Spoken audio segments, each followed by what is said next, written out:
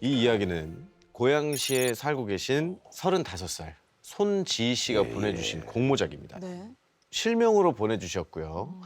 이야기는 4년 전인 2017년 실제로 겪은 실화입니다. 진짜 얼마 안 됐어. 네. 일단 이 두 부부는 설레는 마음으로 일본 오사카 여행 계획을 세우게 됩니다. 많이 가죠. 처음으로 이제 가장 먼저 해야 할 것 바로 숙소 예약이죠. 숙소 예약을 위해서 인터넷으로 이곳저곳 이제 알아보던 우리 지희 씨. 근데 그때 어머 자기야 여기 완전 싸다 라면서 지희 씨가 정말 가성비 갑인 숙소를 발견을 하게 됩니다. 요즘에 왜 그 집 전체를 빌려주는 그런 있어요. 렌탈 네. 사이트들이 있죠. 있잖아요. 네. 근데 이 숙소도 빌라에 있는 집 한 채를 다 빌려주는 숙소였는데 이 숙소 가격이 무려 일본 돈으로 3,000엔. 한화로 따지면 4만 원? 3만 원이에요. 4만 원. 집 전체를 네. 단돈 3만 원. 숙소가 근데 이제 또 저렴하면 그만큼의 이유가 있습니다. 거리가 멀거나. 그렇죠. 교통이 바로 그겁니다. 맞아. 아니나 다를까. 이 숙소가 오사카 도심에서 멀리 떨어져 있고 사진으로 보니까 조금 좀 건물이 낡았나? 낡은 오래되어 보이기도 한 네. 그런 건물이었던 거죠. 그래서 이제 남편분이 걱정을 하시면서 아 여기는 너무 멀지 않을까라고 생각을 하시는데 지희 씨는 아 괜찮아. 어차피 밖에 돌아다니다가 숙소에서는 잠만 자는 곳이니까 그리고 제일 중요한 게 뭐야? 3만 원이잖아. 그렇죠. 싸니까. 싸잖아. 네. 진짜 싸다. 이렇게 숙소 예약을 마치고 드디어 오사카에 도착한 그날.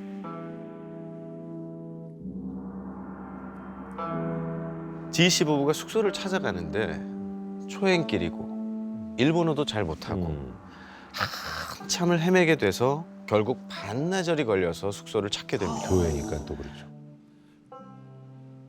실제로 마주한 이 숙소는 생각보다 훨씬 더 낡은 거예요. 사진이 잘 나온 거구나. 그래도 하루에 3만 원이니까. 아이, 3만. 거저. 잠만 자고 나갈 건데. 네. 거저지 뭐. 이런 생각을 하고는 숙소에 들어가게 됩니다. 숙소는 작은 거실에 침실이 하나 딸린 구조였는데요. 이제 본격적으로 숙소를 둘러보기 시작을 하죠. 저쪽에 보니까 아기자기한 소품들로 가득 채워져 있고 거실에는 또 테이블 위에 일본 사람들이 남겨놓은 이렇게 방명록이 펼쳐져 있고 사진으로 숙소 여기저기를 남기다가 추억이니까. 문득 이상한 느낌이 들더래요.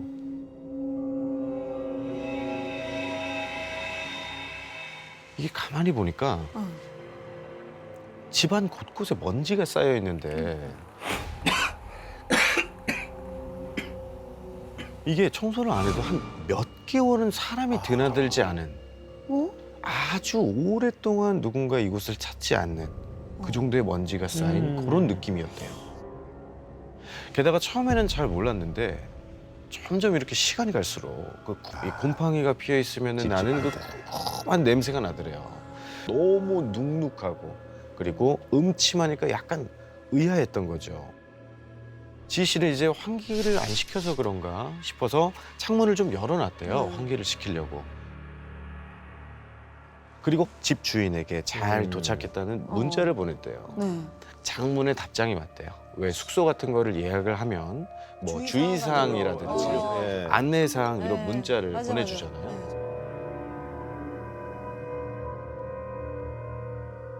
우리 지희 씨 부부는 또 그런가 보다 하고 관광을 나섭니다. 이제 밖에 나가서 초밥도 먹고 쇼핑도 하고 야경까지 구경하고 나서 밤 11시가 다 되어서야 이 집에 숙소로 다시 돌아오게 되죠. 딱 들어왔는데 처음 들어왔을 때 맡았던 그 냄새. 분명히 창문을 열어서 환기를 시켰음에도 불구하고 그 냄새가 굉장히 많이 퍼져 있다는 겁니다. 그리고 지희 씨는 잠깐만. 무슨 소리 들리는 것 같지 않아? 그러자 남편이 들려. 무슨 소리? 무슨 소리를 듣는데 그 소리는 마치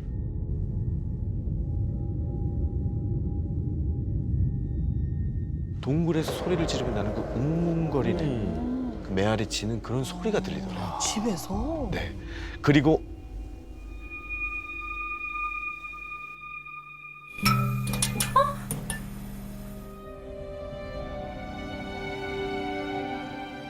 이 불 꺼진 집에 이상하게 적막감이 감돌더래요. 그치 당연히.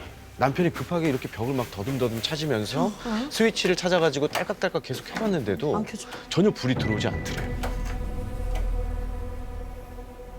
그래서 이제 어떻게 해야 하나 이렇게 생각하는 와중에 핸드폰으로 일본 숙소 정전이라고 검색을 해요. 그래. 그리고 계속 찾아보는데 누군가 올려놓은 게시물이 하나가 눈에 띕니다. 찬찬히 이렇게 읽어보니까 응. 집에서 악취가 난다. 응. 이상한 소리가 들린다. 어? 그리고 갑자기 정전이 된다. 뭐야? 똑같은 상황인데? 이게 다 귀신이 있다는 징조야. 순간 섬뜩하기는 했지만 그냥 뭐 단순 정전이겠지. 여행도 왔는데 라고 생각하고 그냥 넘어가기로 했대요. 시간도 너무 늦었고 오래 돌아다녀서 피곤해서 우리 일단 씻을까라고 지희 씨가 얘기를 했대요. 따뜻한 물을 받고 몸을 담갔더니 노곤노곤해지는 거죠. 피로가 확 네, 풀리지. 피로가 확 풀리고 너무 행복함을 느끼고 있는 그때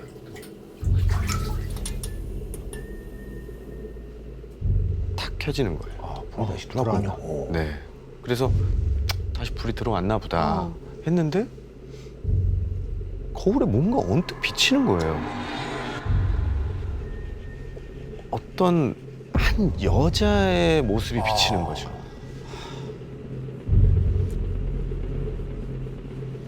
얼굴이 다 보이는 건 아니고 얇은 입술이랑 그 옆에 나 있는 그 점 거기까지만 보이는 거예요. 지희 씨는 설마 잘못 봤겠지라고 생각을 하면서 눈을 감았다가 다시 떠서 쳐다봤는데 계속 서 있더래요. 혹시라도 눈이 마주치면 안 될 것 같다 싶어서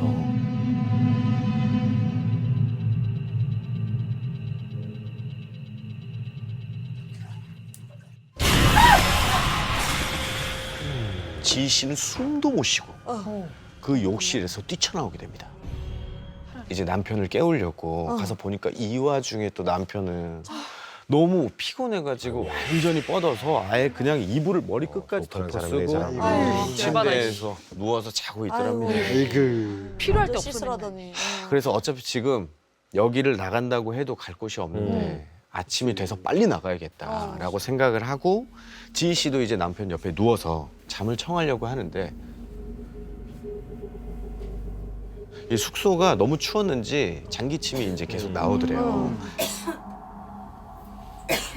이때 옆에 누워있던 이제 남편이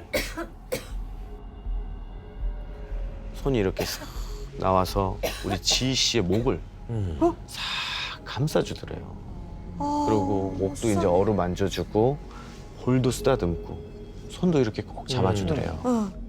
근데 너무 이상한 게 남편 손이 너무 얼음장처럼 차가운 거예요. 그래서 지희 씨가 그래도 내 남편이니까 으이그 그냥 지도 추운데 애쓴다. 그러면서 이렇게 지희 씨는 남편 손길에 의지한 채 아주 곤히 잠이 듭니다. 그럼 다행이다. 그리고 다음 날이 됐어요. 지희 씨가 눈을 떴는데 옆에 남편이 없는 거예요. 근데 자다가 누가 깨워도 잘 못 일어날 정도로 잠이 굉장히 많으신 그게 분이래요. 되는구나. 그 먼저 일어났다는 게 정말 지희 씨 입장으로서는 이상한 거죠. 거실로 나갔습니다. 남편이 어제 입던 옷을 그대로 입고 소파에서 뻗어서 자고 있는 거예요. 그래서 지희 씨가 너무 놀라서 자기야. 소파에 잔 거야? 아니, 벌써 준비 다 했어? 아니야. 어제 자기 씻는 거 기다리는 동안 나 소파에 잠들었나 봐. 아이고. 뭐야 이거? 뭐야? 애당초 처음부터 없었어. 그 소파에서 잠이 들었던 거죠. 침대. 누구야? 그리고 이어진 남편의 말에 지희 씨는 할 말을 잃게 됩니다. 아니 자기도 근데 씻고 와가지고 여기 옆에 잔 거 아니었어? 어머. 온몸에 소름이 끼친 지희 씨가 와. 다급하게 얘기를 합니다. 아 무슨 소리야? 자기가 나 만져줬잖아. 나 목도 만져주고 볼도 만져주고.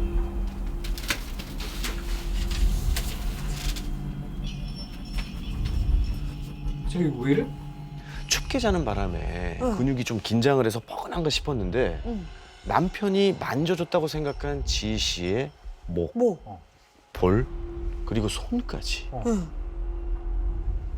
시퍼렇게 멍이 들어 있었어요.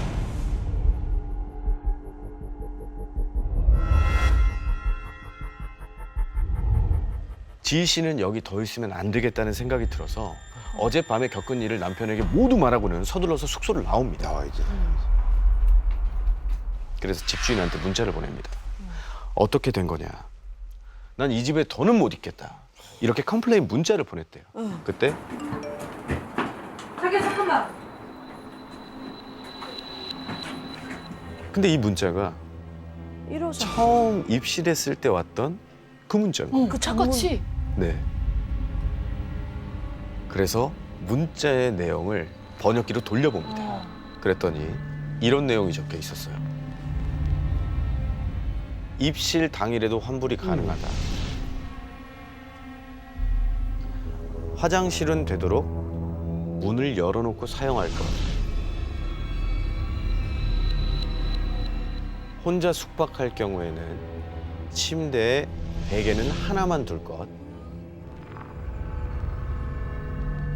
우와. 그리고 갑자기 미등이 나갈 경우 어? 집 안에 머물지 말 것. 야, 뭐야? 알아내 주인. 등등의 이해할 수 없는 와. 특이한 안내 사항이 잔뜩 기재가 돼 있던 거예요. 와, 이게 실제 있는 숙소 얘기인 거잖아. 그래서 지희 씨의 남편이 갑자기 무슨 생각이 들었는지 응. 다급하게 핸드폰으로 숙소에서 찍었던 사진을 막 찾더래요. 왜 투숙객들이 아까 제가 말씀드린 그 테이블 위에 놓여 있던 방명록이 있었잖아요. 그 사진에 찍힌 내용을 번역기에 입력해 봅니다. 혹시나 해서 남편의 얼굴이 새하얗게 못해 파랗게 질려버렸다. 이렇게 적혀 있더래요. 정전이 된 이후로 이상한 사람들이 보입니다. 숙박료가 싼 건 이 집에 저희 말고 3명이 더 있기 때문이에요. 어, 다섯 세 명. 명이서 쓴 거네. 5명에서 5명에서. 소파에 1명, 어. 침대. 침대에 1명, 화장실. 그리고 화장실 거울 속에 1명이 있습니다. 투숙객들이 이 숙소에서 목격한 이상한 존재들에 대한 얘기뿐이었던 거죠. 그날 이후로 지희 씨는 너무 저렴한 숙소에는 절대로 가지 않는다고 합니다. 아하.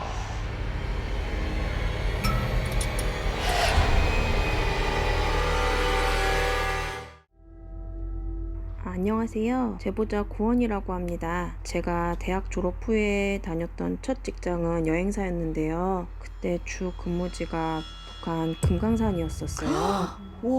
북한? 진짜 북한. 어. 그때 제가 금강산의 한 호텔에서 좀 충격적인 일을 겪었었어요.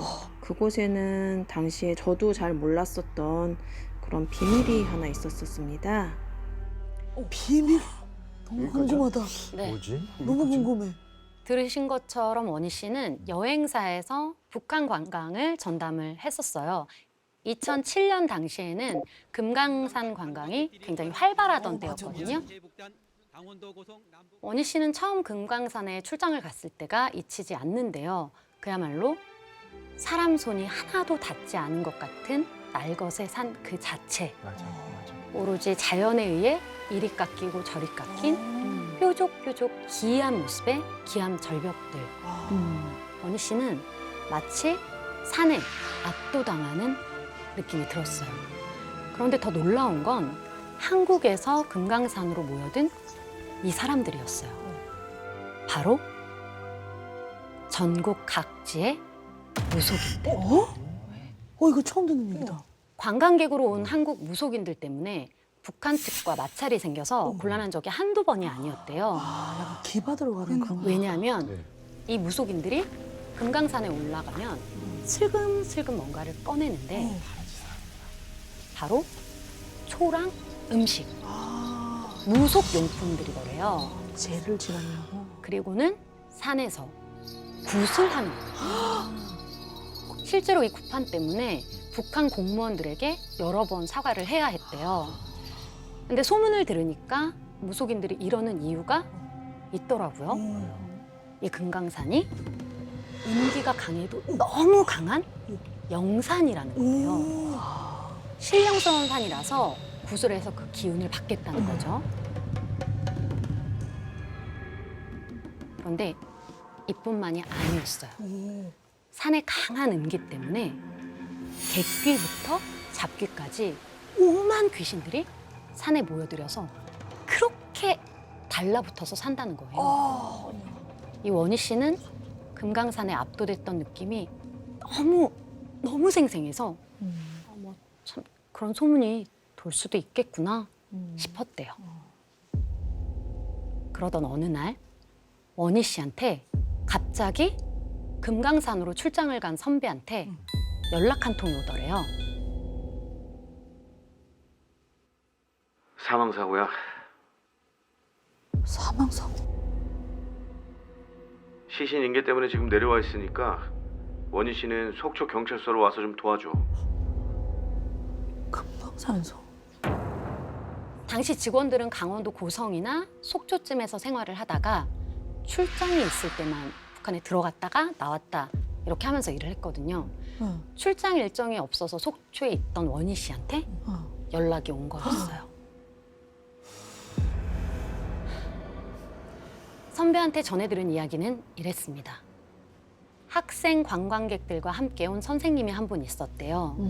근데 이분이 아침 일정 갈 시간이 다 됐는데도 호텔방에서 나오지를 않더래요. 아무리 문을 두드려도 묵묵부답이었습니다. 뭐 보통 여행지야 관광객들이 자유롭게 움직이고 일찍 체크아웃 했나 보다 하지만 여기는 북한이잖아요. 그렇지. 철저히 가이드들의 통제 하에 움직이거든요. 맞아. 이상함을 느낀 선배는 매니저님, 여기 201호 문 좀 열어주세요. 예? 호텔 매니저와 함께 문을 강제로 열고 조심스럽게 방에 들어갔대요.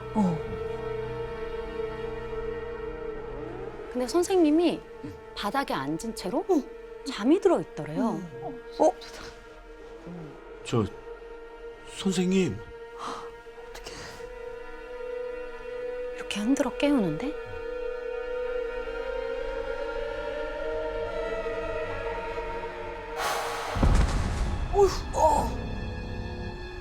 이미 돌아가신 상태였던 거예요. 아니 갑자기? 사인은 네. 돌연사. 자다가 갑자기 사망하신 거예요. 그냥 앉아서 자나? 원희 씨는 처음 겪는 일에 정말 놀랐어요. 정신없이 선배를 도와서 시신을 인계하고 돌아가려는데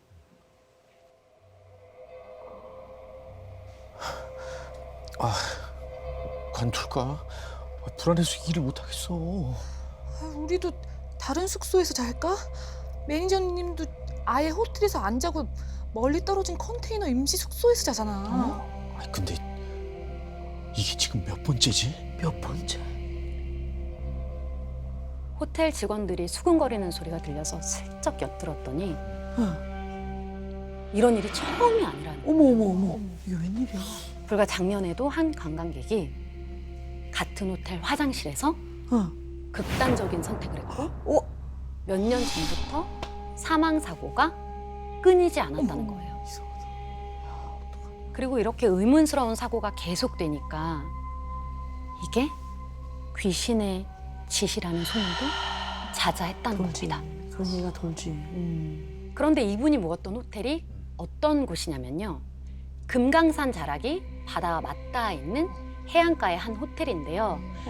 금강산의 음기 때문에 물에 빠져 죽은 물귀신이 있다고 직원들도 호텔에서 자기를 꺼린다는 거예요. 와, 직원들도 이러면 문제 있다. 원희 씨는 사람이 죽으니까 별별 소문이 다 있나 보다 이렇게 생각했대요. 그리고 몇 주 후 사건과 소문이 잊혀져 갈 때쯤 출장 일정이 잡혀서 북한에 올라가게 된 원희 씨는 바로 그 해안가 호텔에서 묵게 됐어요. 몇 주 전 사망 사고와 귀신이 있다는 소문이 생각이 났지만 뭐 같은 방도 아니고 일정상 어쩔 수가 없으니 대수롭지 않게 생각을 했습니다. 그렇게 원희 씨는 무사히 일정을 마치고 자려고 객실 침대에 누웠어요.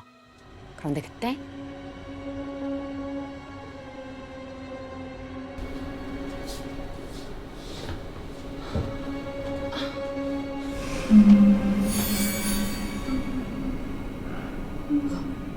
귓가에 바람 소리 같은 게 스치듯이 들리는 거예요. 뭐지? 원희 씨는 객실을 둘러봤어요. 분명히 아무것도 없고 창문도 다 닫혀 있는데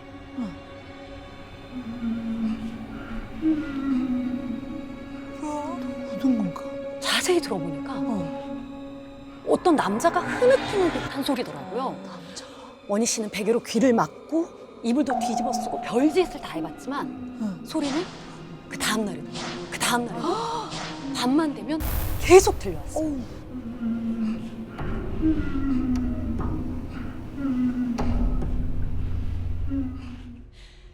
베개로 귀를 막고 버티고 버티다 겨우겨우 잠이 들었는데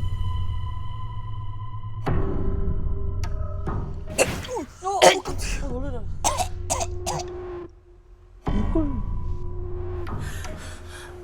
갑자기 마치 물에 빠진 것처럼 숨이 막히는 거예요.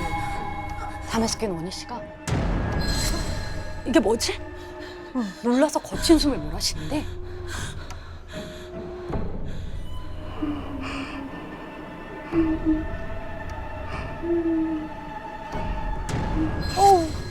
그 소리가 가까운 곳에서 들리는 거예요. 뭐야? 원희 씨는 객실 문으로 가서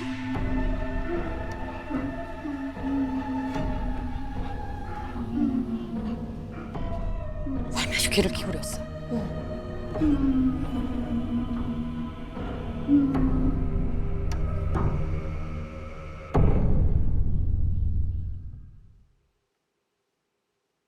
그 남자가 바로 문 앞에 있었어. 원희 씨는 숨소리라도 새어나갈까봐 입을 손으로 틀어막고 문 앞에서 뒷걸음쳤어. 너무 두려워서 문 앞을 확인할 수조차 없었어요. 그럼 당연하지. 문 열면 안 돼. 조심스럽게 침대로 와서 이불을 부여잡고 두려움에 떠는데 문 앞에서 한참 들리던 울음소리가 점점 멀어지더니 곧 들리지 않더래요. 하지만 원희 씨는 잠들지 못하고 뜬 눈으로 밤을 지새웠죠. 그럼 못 자지. 그리고 이른 새벽 1시라도 빨리 이 호텔을 빠져나가고 싶었던 원희 씨가 조심스럽게 문을 열고 복도를 살펴봤어요.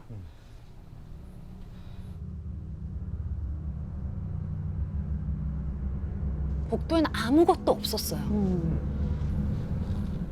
방에서 도망치듯 나오는데 그때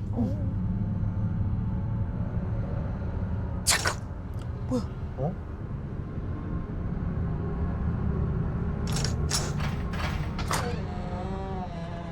원희 씨 방 맞은편 객실 문이 저절로 열리는 거예요. 뭐야? 맞은편? 맞은편이? 그리고 그 어두운 문틈 사이로 밤새 원희 씨를 괴롭혔던 그 울음소리가 들리더니 우와.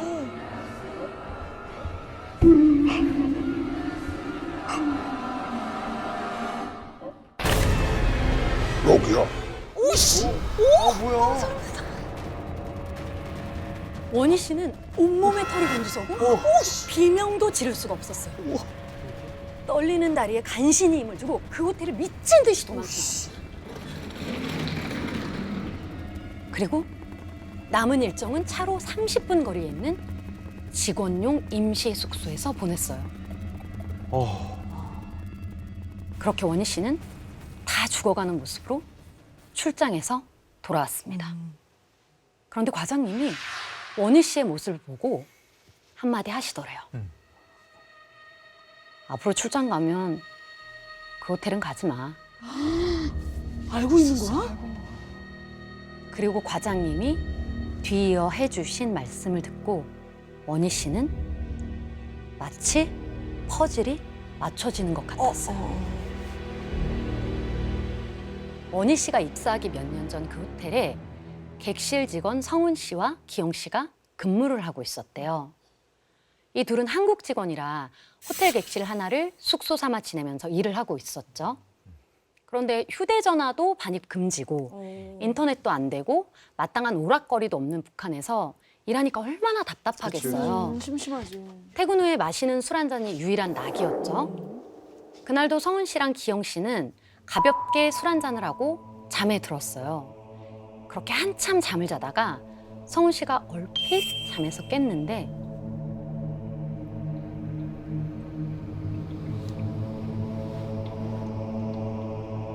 기영 씨가 귀를 막고는 객실 문 앞에 서 있더래요.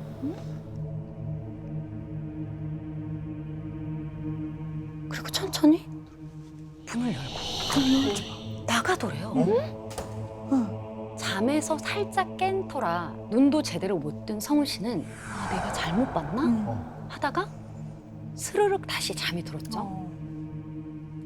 다음날 일어나 보니까 진짜로 기영 씨가 숙소에 없는 거예요.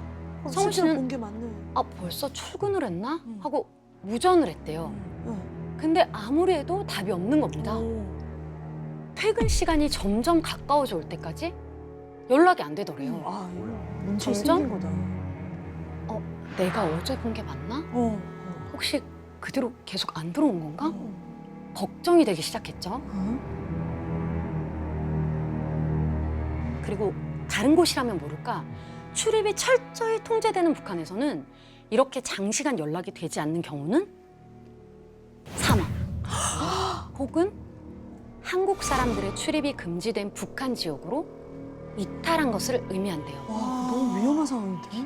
그리고 며칠 후 호텔은 난리가 났어요. 근데 터졌다. 가까운 해안가에서 기영 씨의 시신이 떠올랐거든요. 사인은 음주로 인한 실족사. 떨어졌다. 근데 다들 좀 의문을 가졌대요. 그럼. 뭐 기영 씨가 술을 많이 마신 것도 아니고 호텔 주변 해안가는 수심이 1m도 안 되는 얕은 곳이었어요. 룸메이트 성훈 씨는 상심이 너무 컸어요. 그때 일어나서 붙잡을 걸. 죄책감도 들고 다른 직원들은 그런 성훈 씨를 더 챙겨주고 막 위로를 해줬죠. 그런데 며칠 뒤 이상한 일이 일어났어요. 성훈 씨가 넋이 반쯤 나간 채 돌아다니기 시작한 거예요.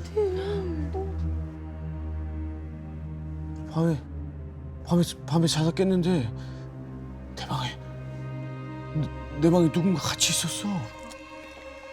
성훈 씨가 자다 목이 말라 잠에서 깼는데 객실 바닥에서 어떤 남자가 술을 마시고 있더래요. 성훈 씨는 아, 기영이가 술 마시고 있구나 하고 다시 잠을 자려는데 기영 씨 얼마 전에 죽었잖아. 맞아. 성훈 씨는 정신이 번쩍 들어서 바닥을 다시 봤는데 아무도 없더래요. 이뿐만이 아니었습니다. 성훈 씨가 평소처럼 일을 하고 있는데 호텔 옆 해안가로 와. 기영 씨의 무전 소리까지 들렸다는 거예요. 직원들은 성훈 씨가 충격으로 헛소리를 하는 거라고 생각을 했죠. 그치. 하지만 성훈 씨는 하루가 멀다 하고 직원들을 붙잡고 얘기를 했어요. 밤마다 기영이가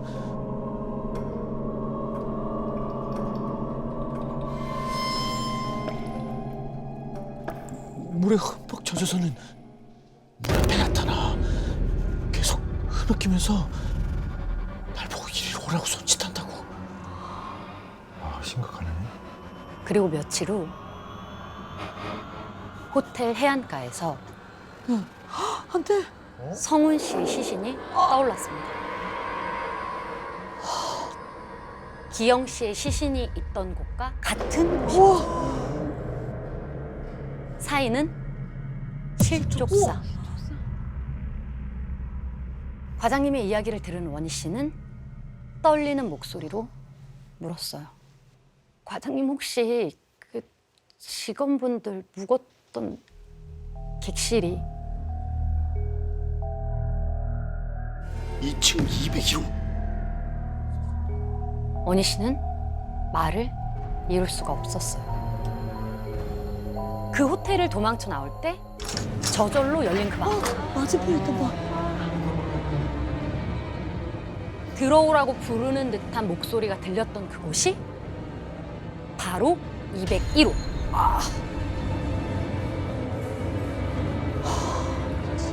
그 방에서 자꾸 사고가 일어나니까 한동안 안 쓰다 얼마 전에 다시 개방한 건데 거기서 묵은 사람이 또 죽어나간 거야. 얼마 전에 죽은 그 선생님 말이야. 그 방이랑 가까울수록 이상한 소리가 난다는 컴플레인도 많았고 지금은 다시 닫았대. 원희 씨는 오싹 소름이 돋았어요. 만약 내가 맞은편 방이 아니라 201호에 묵었다면 흐느낌 소리의 주인은 201호에서 나를 대신할 사람을 찾는 걸까요?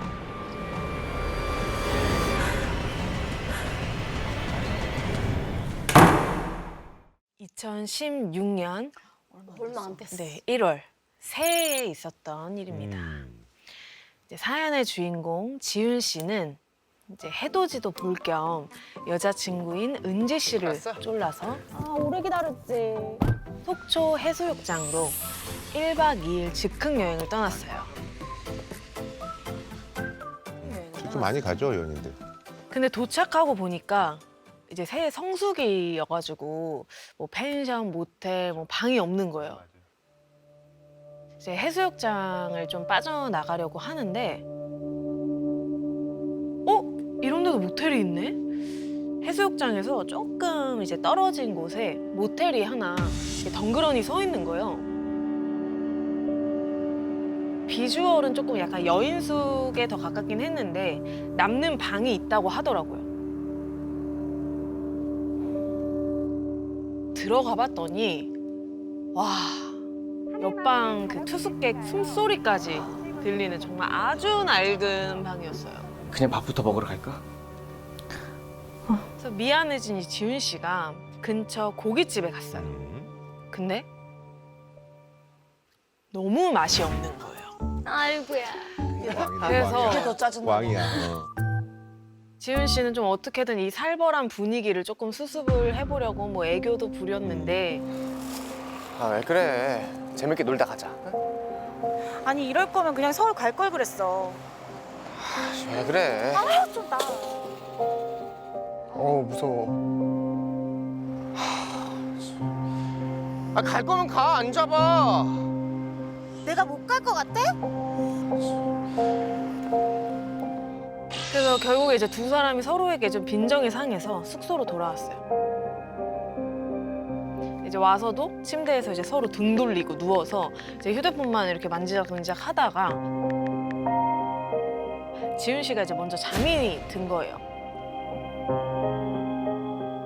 근데 한 얼마나 잤는지 이제 살짝 잠이 깬 지윤 씨가 무의식 중에 옆자리를 이렇게 더듬었는데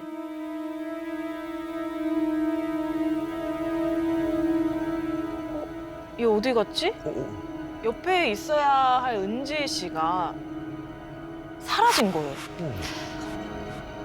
그때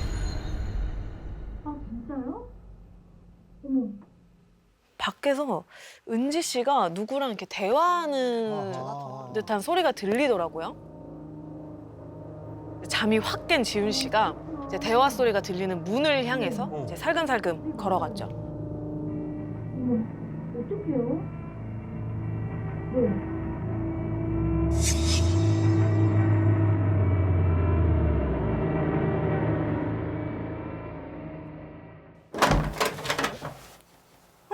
깨 있었네. 야, 잘 됐다. 아니, 옆에 201호 언니가 집에 가야 된다는데 네가 좀 데려다 주라. 왜 싫어? 뭐야 갑자기? 갑자기 그게 무슨 소리야? 그 언니는 누군데? 내가 얘기를 좀 해봤는데 좀 불쌍한 언니야. 그래서 시계를 이제 봤는데 새벽 3시였어요. 그래서 지은 씨는 좀 당황스러웠지만 이 부탁을 들어주면 이제 좀 여자친구 기분이 조금이라도 풀릴까 싶어서 201호 앞으로 떠밀려 갔어요.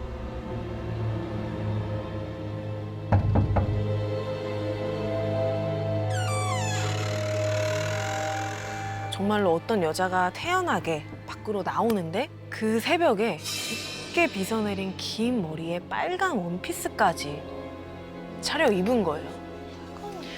그리고는 뭐 밤중에 불러내서 미안하다, 고맙다 이런 말 한마디 없이 조수석에 당연한 듯 쓱 앉더라고요. 주소 좀 불러주세요. 내비 찍게. 말로 설명할게요. 출발하시죠. 지훈 씨는 솔직히 좀 짜증났지만 여자친구가 부탁한 거니까 일단 참았죠.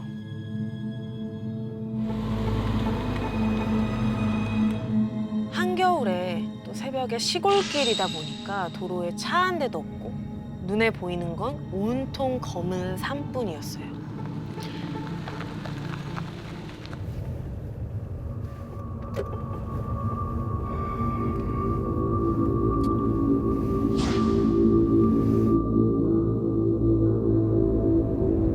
찾았어요.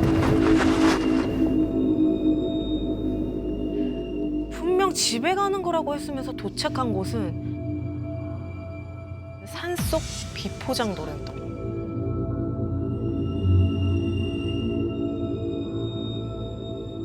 당황한 이 지은 씨는 여기가 어딘지 확인하려고 이제 지도 앱을 뒤졌어요. 근데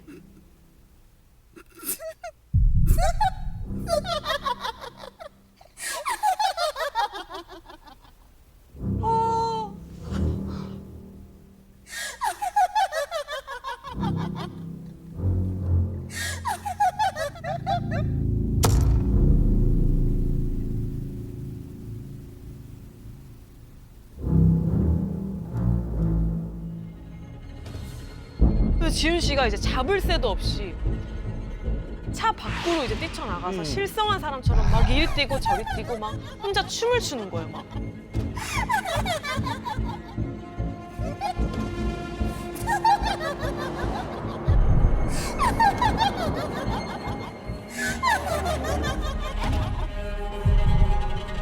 갑자기 그 여자가 지훈 씨를 똑바로 탁 쳐다보면서 마치 일이 오란 듯이 손을 뻗으면서 한 걸음, 두 걸음 다가오기 시작했어요.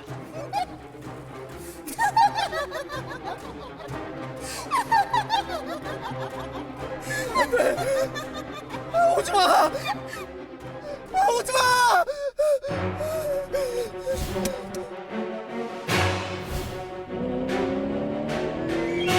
무서워. 영화 같아. 막 차가 막 나무에 막 긁히고 막 난리 난 것도 모르고 목텔로 막 달려갔어요. 근데 방으로 돌아와 보니까 여자친구인 은지 씨가 뭐 하고 있어요?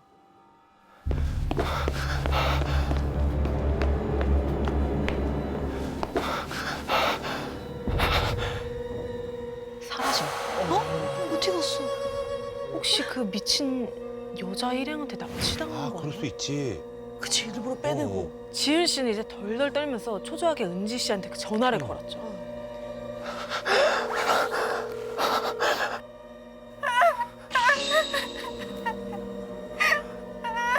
은지야, 너 지금 어디야? 너 지금 어디야?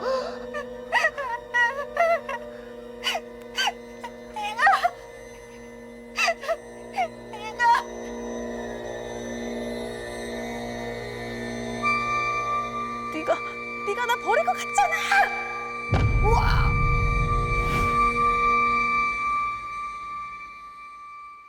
이게 무슨 말일까요? 자, 이제부터는 제가 은지 씨 이야기를 은지 들려드리도록 씨라고. 하겠습니다. 와, 이거 대박이다. 깼었네. 그럼. 좀 불쌍하네. 몇백, 201호 언니가. 이날 이제 은지 씨는 이제 지윤 씨와 정말 크게 싸우고 숙소로 돌아왔을 때 지윤 씨가 이제 숙소에 와서도 핸드폰만 계속 만지작거리고 잠드는 걸 보니까 진짜 그 옆에 눕기도 싫은 거예요. 그래서 그 길로 모텔 카운터로 가서 사장님한테 사장님, 혹시 남는 방 있어요?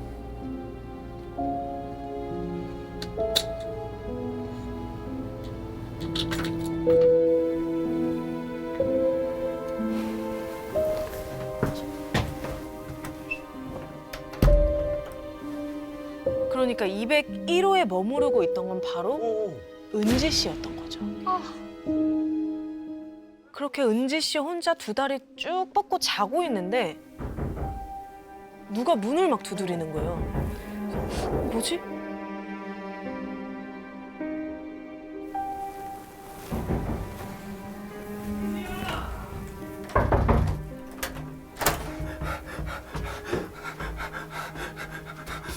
급한 일 있으니까 지금 당장 가야 돼. 그때 시간이 새벽 3시. 당황스러우면서도 진짜 급한 일인가 싶어서 서둘러서 이제 짐을 막 챙겼어요. 그렇게 은지 씨가 이제 조수석에 타자마자 차가 쌩 출발을 하는데 아니, 어디가 막 입가에는 묘한 미소를 띠고선 앞만 보고 무작정 달리기만 한 거예요.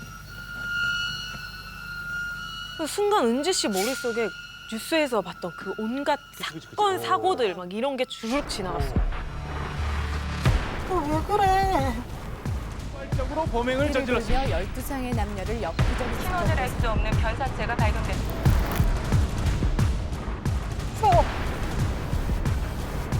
차좀 세우라고!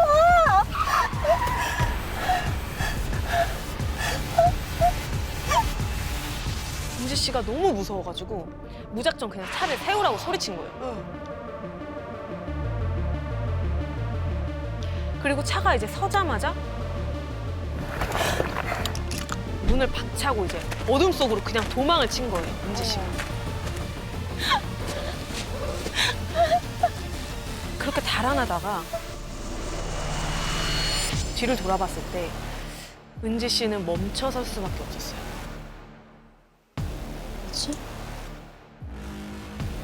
지은 씨가 귀신이라도 본 표정으로 공포에 차가지고 핸들을 잡고 있는데 오지마! 금방이라도 은지 씨를 버리고 가버릴 것 같은 거예요. 그러면 이 산속에 혼자 남는다는 생각에 은지 씨가 다급히 차로 달려갔죠. 하지만 지은 씨는 이 쫓아오는 은지 씨를 내버려두고 막 비명을 지르면서 달아난 거예요. 우와, 홀렸다. 지은 씨가 산속에 버려두고 온 201호 여자. 그 여자가 사실은 여자친구인 은지 씨였던 거죠.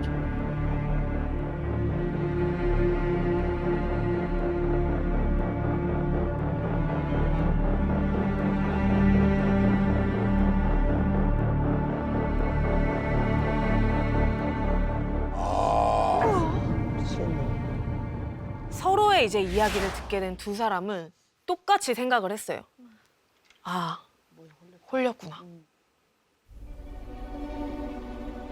이 커플에게 있었던 일 어떻게 설명할 수 있을까요? 엄청 더웠던 2005년 8월 당시 군 생활 중이던 태규 씨는 첫 휴가를 받게 되었다고 합니다. 네, 그리고 첫 여자친구와 함께 여행을 떠난 그곳에서 좋네. 평생 잊을 수 없는 추억을 만들고야 말았답니다. 아유, 좋죠. 좋아요. 네, 여러분, 군 생활의 슬픈 점이 뭔지 아십니까? 정말 슬픈 건 이 왼쪽을 봐도 빡빡이, 이 오른쪽을 봐도 빡빡이, 아이고. 이 앞을 봐도 뒤를 아, 봐도 그냥 예. 빡빡이죠. 덕실덕실한 빡빡이들이죠. 예. 이렇게 남자들만 빽빽한 부대를 벗어나길 손꼽아 기다렸는데 제가 드디어 첫 휴가를 받은 겁니다. 무대를 나온 저는 곧바로 민지야! 여자친구를 만나러 갔어요.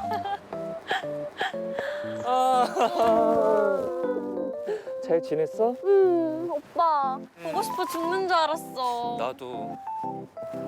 기다려줘서 고마워. 에이 고맙긴. 우리 부산 가서 재밌게 놀다 오자. 둘이서 가는 첫 여행이라 그런지 민지도 많이 들떠 보였어요. 재밌겠다. 그런데 사실 저는 여자친구랑 있다는 즐거움을 제외하면 긴장의 연속이었습니다. 네. 여자친구가 어떤 걸 좋아할까? 뭘 먹는 게 좋을지, 뭘 하는 게 좋을지 데이트 코스 짜는 것마저도 쉽지가 않았어요. 신경 쓰이지. 게다가 정말 무서운 건 8월에 부산은 숙박비도 어마어마했습니다. 맞지. 아니 그런데 저는 빡빡이 군인이잖아요. 돈이 어딨겠습니까? 없어. 그래서 숙소 대신 정말 안타깝지만 찜질방에서 잠을 자기로 했죠. 민지야. 응? 찜질방에서 자는 거 불편하지? 에이 아니야 괜찮아. 미안. 우리 대신에 마지막 날은 좀 괜찮은 데 가서 자자. 응 좋아. 마지막 날만큼은 꼭 괜찮은 숙소에서 묵기로 약속하고요. 아유 중요하지. 무조건 가야지. 네, 며칠이 지나고 대망의 마지막 날. 그 당시는 내비게이션은커녕 숙소 어플도 없었던 시대라서 저희는 차를 몰고 괜찮은 숙소를 찾아 나섰습니다. 오빠 이 호텔 너무 좋다. 오션뷰에 오션뷰 15만 원이라는데? 오. 아우 민지야, 그 바닷가 쪽은 이게 좀 습해서 별로야. 아 비싼가 보다. 오빠 여기는 수영장도 있어. 가격도 괜찮다. 8만 원이래. 에이 수영장 있으면 사람 많고 괜히 시끄럽지. 오빠는 딱 시끄러운 게 딱 질색이야. 딴 데 뭐 어디 없을까? 힘들어. 사실 방금 본 숙소들 다 좋았죠. 하지만 제가 쓸 수 있는 건 너무나 무섭게도 얼마야? 3호야? 3만 원뿐이었습니다. 아이고, 남편 보는 것 같아. 여자친구인 민지를 달래가며 더 싼 곳을 찾아 달리고 또 달렸습니다. 그러다 보니 어느새 부산에서 양산까지 와버렸더라고요. 얼마 많네. 얼마 많이 건 거 아니에요? 좀 싸. 근데 여기까지 왔는데 또 방이 없으면 어떡하지? 근데 그때 마침 펄럭이는 현수막 하나가 제 눈에 들어왔습니다. 숙박비 3만 원. 오! 됐다. 죽으란 법은 없다고 하죠. 민지야, 여긴 어때? 난 좋아. 많이 피곤했지. 가자. 그래서 저희는 1층 카운터에서 숙박비를 계산한 후에 방으로 올라갔습니다. 그리고 큰 기대 없이 방문을 열었는데 생각보다 괜찮은데? 괜찮네. 굉장히 넓고 깨끗하더라고요. 기분이 좋아지는 거예요. 다행이야. 하지만 무언가를 보고 당황할 수밖에 없었습니다. 화장실이 통유리네. 하필이면 아니 훤히 보이는 통유리 벽인 거예요. 그렇지. 아이 설렌다. 설레. 하지만 다행히 또 이제 화장실을 가릴 수 있게 알루미늄 블라인드가 이렇게 설치되어 있긴 했어요. 야, 민지야. 오빠 막 샤워하고 있을 때 몰래 보고 그러면 안 된다. 저 블라인드 건드리면 소리나 소리. 오빠 그건 내가 할 말이거든. 이렇게 여자친구가 유리벽 때문에 한바탕 소동이 지나간 후 여자친구가 먼저 샤워를 하러 들어갔어요. 야. 빈방에 혼자 남으니까 괜히 또 이렇게 민망해지더라고요. 괜히 이렇게 막 침대도 두드려보고 텔레비전도 이렇게 막 껐다 켰다 했죠. 막 그러다가 조명을 바꿔볼까? 오, 하지 마. 우와.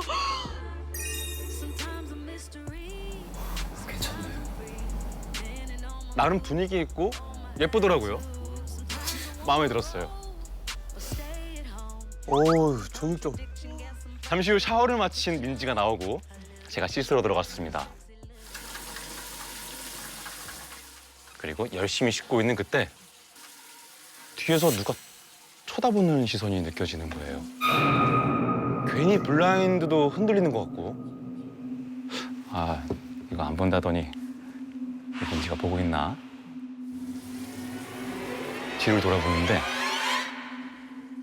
블라인드는 꼼꼼히 쳐져 있었어요. 아, 잘못 느낀 건가 보다 싶어서 다시 씻기 시작하는데 오빠, 내가 그렇게 보고 싶어? 빨리 씻고 나오지. 거기서 날 왜 보고 있어?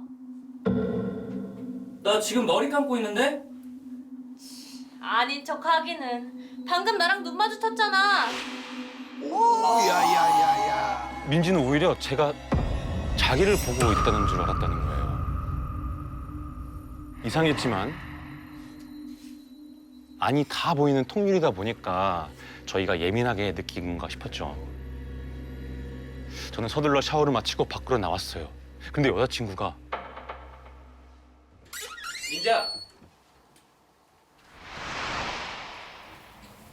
곳에 잠이 들어있는 거예요. 자?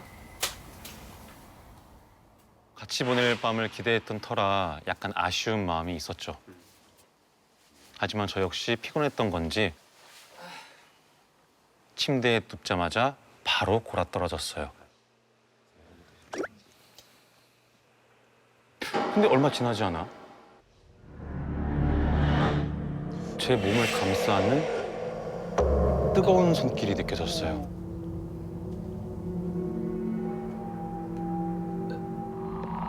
마치 온몸이 액체가 된 듯 축 늘어졌고요. 저는 겨우 팔을 뻗어 여자친구를 껴안으려고 했어요. 하지만 민지야.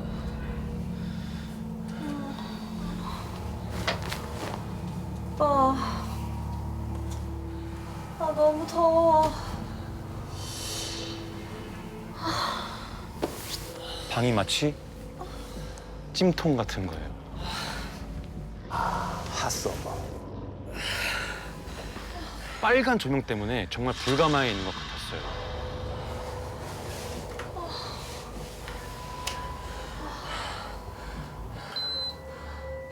그래서 에어컨을 터보로 틀었죠.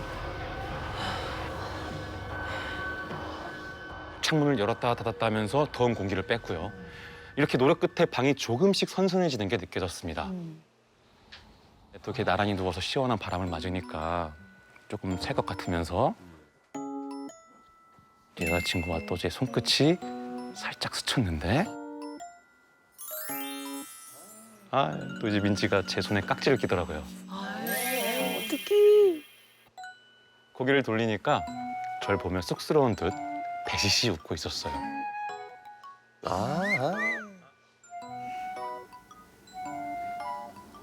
민지야.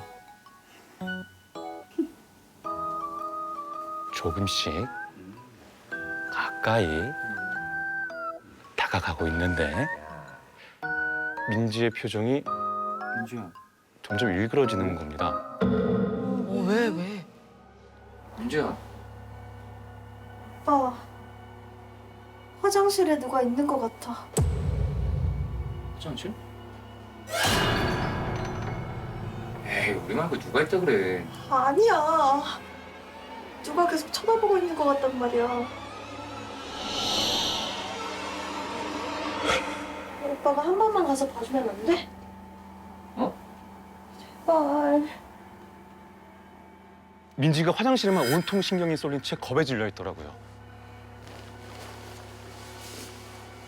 저는 그런 여자친구를 위해 확인해 보기로 했죠.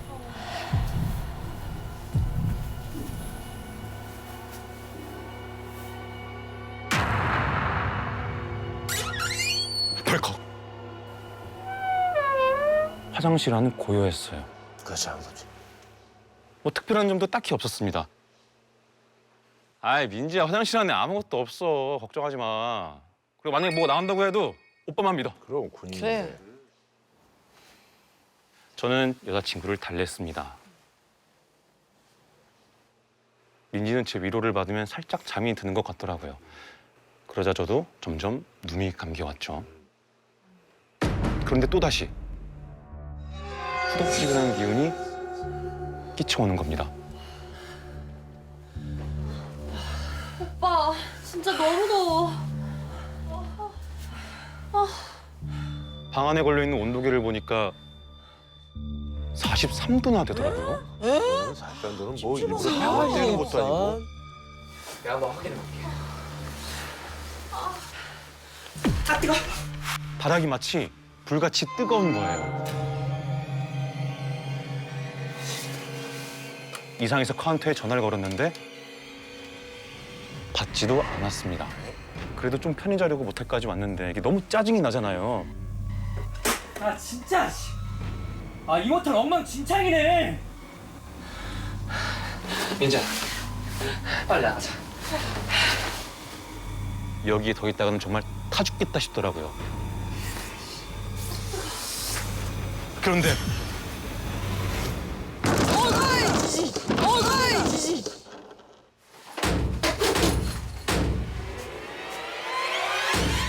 그 순간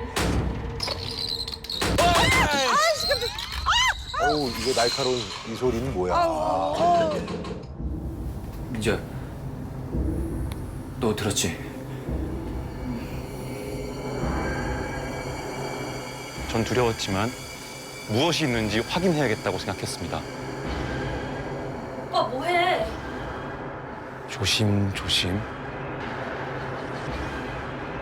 통유리를 향해 기어갔어요. 빨리 짐 챙겨서 나가자, 어? 여자친구는 절 뜯어 말렸습니다. 하지만 전 이미 유리벽 앞에 쭈그려 앉아 있었어요.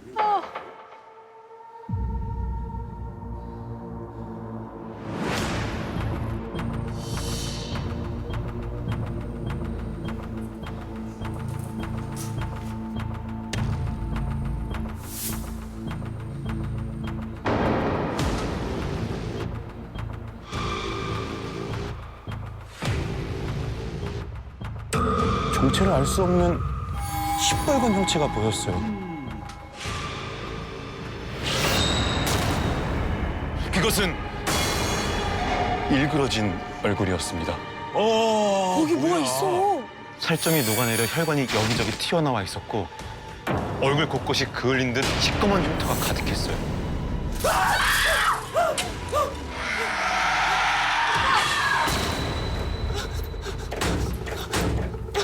울퉁불퉁한 핏빛의 몸뚱아리가 보였습니다.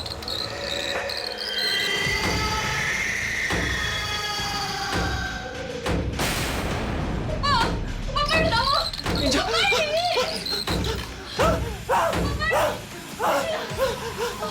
거의 이성을 잃은 채 구르다시피 계단을 내려왔습니다. 혹시라도 그것이 쫓아오고 있을까 봐 앞만 보고 달렸어요.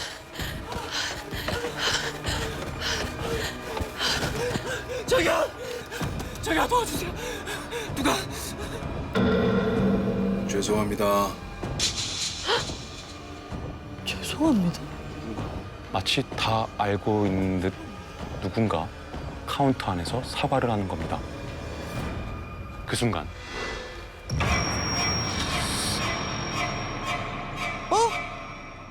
붉은 피딱지와 검은 흉터가 덕지덕지한 마치 화상을 입은 것 같은 손이요. 그리고 그 손 아래에는 제가 냈던 숙박비 3만 원이 있었어요.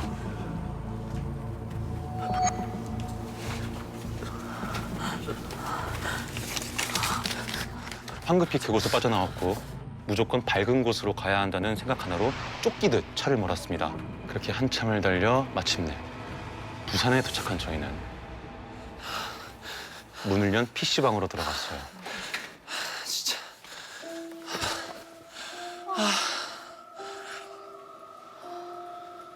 그제야 한숨 돌린 저와 민지는 아 진짜 이 모텔 뭐야?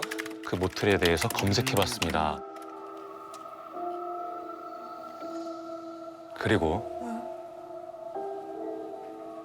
그 검색 결과에서 충격적인 사실 하나를 찾았습니다. 사건이 일어났나 보다. 그 모텔에선 아주 오래전 불이 났었다는 겁니다. 건물 전체가 다 타버릴 정도로 큰 화재였는데 사람들이 미처 다 빠져나오지 못하고 사건이 일어났다고 하더라고요. 저희는 기사를 본 뒤 아무 말도 나눌 수가 없었어요. 불 속에 있는데 뜨거웠던 그 방. 화장실에 있던 일그러진 형체. 모든 퍼즐이 끼워 맞춰지는 기분이었습니다. 그 일에 후유증이 있었던 건지 얼마 지나지 않아 저희는 이별을 하게 되었고요. 아이고야. 무더운 여름날의 첫 휴가는 그렇게 막을 내렸습니다.